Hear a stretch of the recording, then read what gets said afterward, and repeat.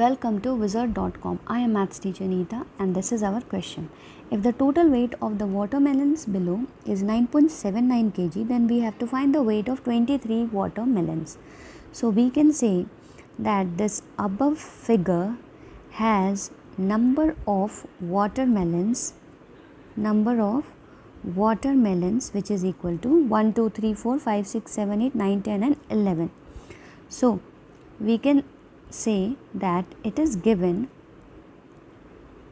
that weight of this 11 watermelons is equal to 9.79 kg.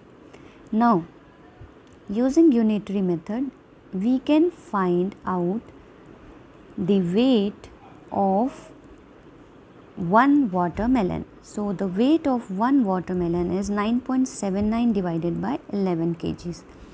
Now we have to find the weight of 23 watermelons in this question. So the weight of 23 watermelons using unitary method will be equal to 23 multiplied by 9.79 divided by 11, which is the weight of one watermelon.